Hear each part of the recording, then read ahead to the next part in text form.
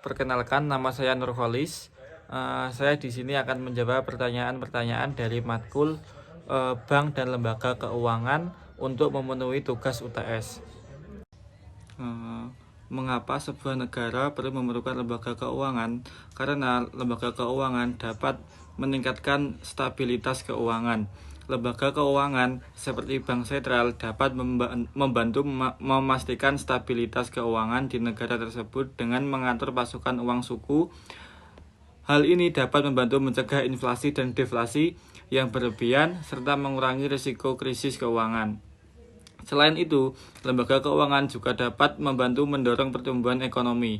Lembaga keuangan seperti bank dan lembaga pembiayaan membantu mendorong pertumbuhan ekonomi dengan memberikan kredit pinjaman kepada perusahaan atau kepada individu.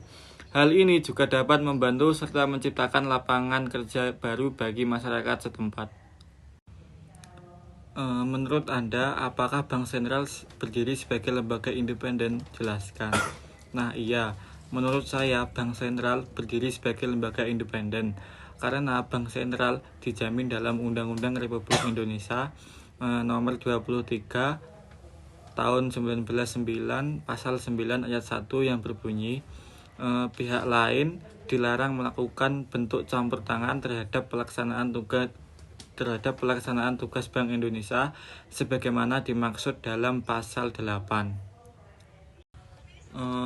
Mengapa lembaga keuangan perlu diawasi dan diatur, dan siapa yang mengatur dan mengawasi lembaga keuangan tersebut? Lembaga keuangan perlu diatur dan diawasi untuk menjaga stabilitas sistem keuangan dan melindungi kepentingan publik. Tanpa pengawasan yang tepat, lembaga keuangan dapat melakukan praktik yang merugikan nasabah atau bahkan menyebabkan krisis ekonomi yang merugikan banyak orang. Dan selain itu, pengawasan juga dapat membantu memastikan bahwa lembaga keuangan mematuhi aturan dan regulasi yang berlaku, sehingga dapat meminimalkan risiko dan meningkatkan kepercayaan masyarakat terhadap sistem keuangan. Dan yang mengatur dan mengawasi lembaga keuangan adalah antara lain ada OJK, kemudian ada Badan Pengawas Pasar Modal dan Lembaga Keuangan, ada juga Dewan Komisioner, dan ada juga lembaga penjamin simpanan. Sebutkan kelebihan dan kekurangan masing-masing bank, yaitu bank konvensional, bank syariah, dan bank BPR konvensional dan BPR syariah. Nah, dan langkah-langkah apa saja yang harus dilakukan agar bank tersebut dapat berkembang dengan cepat. Nah, yang pertama adalah kelebihan dari bank konvensional. Kelebihan dari bank konvensional adalah 1. Kepercayaan masyarakat yang tinggi. Yang kedua, jaringan pelayanan yang luas. Bank konvensional memiliki cabang dan ATM yang tersebar di seluruh daerah, sehingga memudahkan nasabah untuk melakukan transaksi.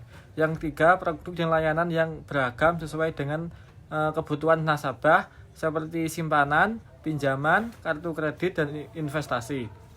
Kemampuan untuk memberikan kartu kredit yang sangat besar kepada nasabah bagi yang memenuhi syarat. Nah, kemudian kekurangan dari bank konvensional adalah yang pertama adalah bunga yang tinggi. Bank konvensional seringkali menetapkan bunga yang tinggi pada produk dan layanan mereka. Yang kedua, biaya administrasi yang sangat tinggi. Jadi nasabah membayar biaya administrasi yang cukup tinggi untuk menggunakan layanan bank konvensional tersebut. Yang ketiga, kurang fleksibel. Bank konvensional kurang fleksibel dalam memberikan solusi bagi nasabah yang mengalami kesulitan keuangan. Yang keempat, risiko keamanan. Risiko keamanan seperti pencurian dan penipuan masih menjadi masalah bagi bank konvensional. Strategi apa saja yang kemudian langkah-langkah yang dilakukan agar bank konvensional dapat berkembang adalah 1. Menawarkan produk dan layanan yang inovatif sesuai dengan kebutuhan nasabah. Yang kedua, mengoptimalkan teknologi digital untuk meningkatkan efisiensi dan kemudahan akses nasabah. Yang ketiga, meningkatkan kualitas pelayanan dan memberikan pengalaman yang baik bagi nasabah. Yang keempat, mengurangi biaya administrasi dan menetapkan bunga yang kompetitif. Kemudian yang kedua adalah ada bank syariah. Kelebihan dari bank syariah adalah yang pertama, prinsip-prinsip syariah. Bank syariah beroperasi berdasarkan prinsip-prinsip syariah yang melarang riba. Yang kedua, kepedulian sosial. Bank syariah memiliki komitmen untuk memberikan kontribusi positif bagi masyarakat melalui program-program sosial dan program zakat. Yang ketiga, transparansi. Bank syariah memiliki transparansi yang tinggi dalam operasinya dan memberikan informasi yang jelas dan terbuka kepada nasabahnya. Kemudian kekurangan dari bank syariah adalah yang satu, keterbatasan produk dan layanan. Bank syariah masih memiliki keterbatasan dalam menawarkan produk dan layanan dibandingkan dengan bank konvensional. Yang kedua adalah ada kurangnya pemahaman masyarakat. Masih banyak masyarakat yang belum memahami prinsip-prinsip syariah dan cara kerja bank syariah sehingga menghambat pertumbuhan bank syariah. Yang ketiga, risiko operasional. Bank syariah juga memiliki risiko operasional seperti risiko keamanan dan risiko kredit yang harus dikelola dengan baik. Kemudian langkah-langkah yang harus dilakukan agar bank syariah dapat berkembang adalah salah satunya meningkatkan pemahaman masyarakat tentang prinsip-prinsip syariah dan cara kerja bank syariah melalui program edukasi dan sosialisasi. Yang kedua adalah meningkatkan kualitas pelayanan dan memberikan pengalaman yang baik bagi nasabah. Yang ketiga, meningkatkan kerjasama dengan perusahaan dan institusi lain untuk memperluas layanan jaringan. Yang ketiga adalah bank perkreditan rakyat. Kelebihan dari bank perkreditan rakyat adalah satu, memberikan akses keuangan kepada masyarakat yang sulit dijangkau oleh bank konvensional. Kemudian yang kedua, membantu perekonomian lokal dengan memberikan pembiayaan kepada usaha mikro, usaha kecil, dan usaha menengah atau disebut juga dengan UMKM. Yang ketiga adalah membangun hubungan yang erat dengan nasabah dan memahami kebutuhan mereka. Kekurangan dari bank perkreditan rakyat adalah satu, keterbatasan sumber daya dan teknologi yang membatasi kemampuan mereka untuk bersaing dengan bank besar. Yang kedua, risiko kredit yang lebih tinggi karena mayoritas nasabah BPR adalah UMKM yang memiliki risiko usaha yang lebih tinggi. Yang ketiga, kurangnya regulasi dan pengawasan yang memungkinkan terjadinya praktek-praktek yang merugikan nasabah.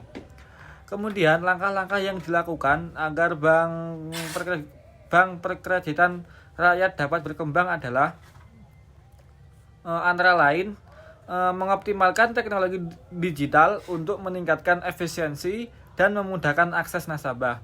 Yang kedua, memperkuat manajemen risiko kredit dan melaksanakan pemantauan kredit secara ketat. Kemudian yang ketiga, mengembangkan produk dan layanan inovatif yang sesuai dengan kebutuhan nasabah. Kemudian yang keempat adalah bank perkreditan rakyat syariah. Kelebihan dari bank perkreditan rakyat syariah adalah memberikan akses keuangan kepada masyarakat Islam yang berdasarkan prinsip-prinsip Islam. Yang kedua, dapat memenuhi kebutuhan calon nasabah yang tidak melanggar hukum. Yang ketiga adalah proses pembiayaan yang sangat cepat. Kemudian, kelemahan dari bank perkreditan rakyat syariah adalah antara lain belum maksimal dalam menanggapi masalah nasabah. Yang kedua, produk yang ditawarkan sangat-sangat terbatas. Yang ketiga, terjadinya miskomunikasi antara marketing dan nasabah karena proses tadi yang sangat cepat. Langkah-langkah yang harus dilakukan agar bank tersebut dapat maju adalah meningkatkan pemahaman masyarakat tentang prinsip-prinsip syariah. Yang kedua, mengembangkan produk dan layanan inovatif yang sesuai dengan kebutuhan nasabah. Yang ketiga, meningkatkan kerjasama dengan perusahaan dan institusi lain untuk memperluas jaringan layanan.